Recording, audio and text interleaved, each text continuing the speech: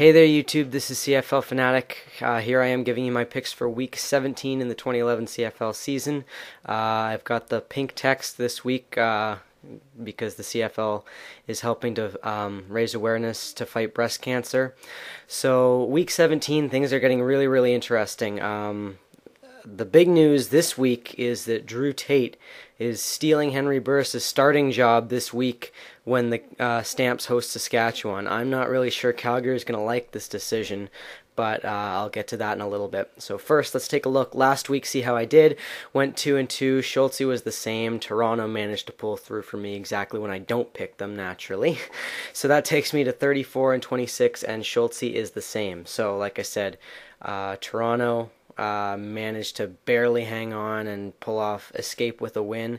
Winnipeg collapsed. That kind of surprised me. Anyways, new week. On to Week 17 in the CFL. First up tonight, Friday Night Football. Edmonton taking on Toronto. Edmonton currently, what is their record's 9-6, I guess. Yeah, 9-6. They're tied for first place in the CFL West. And a win tonight could, I believe, they've won the season series against Calgary. Yes, they have. So a win tonight here clinches a home playoff game, whether it be the West Final or the West Semifinal. So obviously they got a lot to play for here. Now they're going up against a Toronto team that pulled out a surprising win against Calgary, one of their better wins of the year. Full credit on that first half for the Argos. Fantastic. As usual, second half. I figured when they were up 21 or 28-9, there was no way they could possibly screw things up. And of course, with 2 minutes left, it's 29-28 Calgary. So, anyways, so Toronto definitely has the capability. I don't think Edmonton's going to be quite as generous with them as Calgary was, and I'm going to have to take Edmonton here. So next up, Saskatchewan-Calgary. Here's where things get interesting. Tate, the backup quarterback who's usually only used for short yardage situation for Calgary, is getting the start against Saskatchewan as the team heads down the road, needing a win to try and fight for a home playoff spot, which they really want. Their spot in the playoffs has already been determined, but the question is, where will they finish? And Calgary does not want to finish in third. Now, look, the facts say that Henry Burris as the starter, threw a pick against the Argos. Byron Parker took that into a touchdown, and then that's when he got pulled. Now, Henry Burris, yes, he had a bad game. He had a bad first half. It was really bad. And yes, it is also true that Tate came in, ignited the offense, put up 20 unanswered points until the Argos answered it with a field goal that won the game. So yes, Tate did look a lot better than Henry Burris in that game. It's important to remember, though, that even the best quarterbacks have bad games. Anthony Calvillo is the all-time passing yardage leader in all of professional football, and he's still had a couple bad games. So I don't think Calgary is going to like this, and it may shock you, but I think I'm going to disagree with Schulte and take the upset with Saskatchewan in this one. All right, so Montreal taking on Winnipeg, another very interesting matchup, as Winnipeg and Montreal still fighting for that first place in the CFL East mark. Now, if Montreal beats Winnipeg, they can put it away.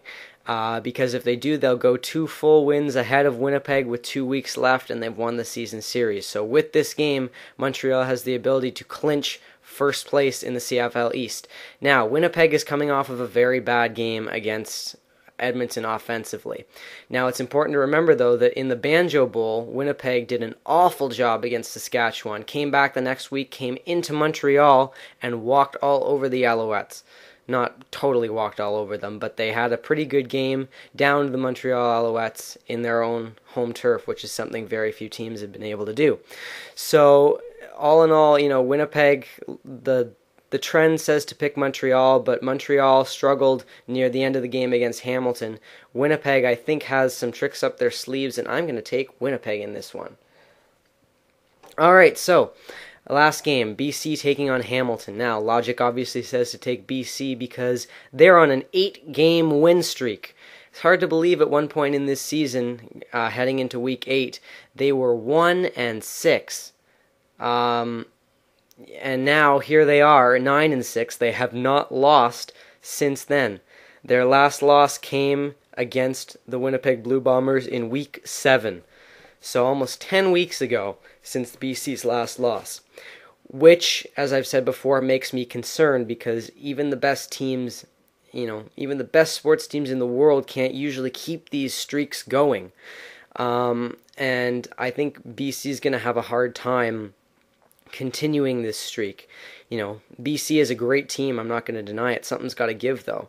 Hamilton right now is last place out of all the teams that have a playoff spot right now, but they're looking to prove that they are just as good as any one of them. Hamilton with a big surge. I think it is their time to ignite. I think it's time for BC's win streak to finally end. I'm going to take the Tiger Cats in this one. So those are my picks in case you missed them. Edmonton over Toronto, Saskatchewan in the upset over Calgary, Winnipeg beating Montreal, Hamilton defeating BC. I don't know, I just think BC's win streak has to end somewhere. But if they can get this loss out of the way, they'll be right back on track. Anyways, those are my picks, and I will see you next week.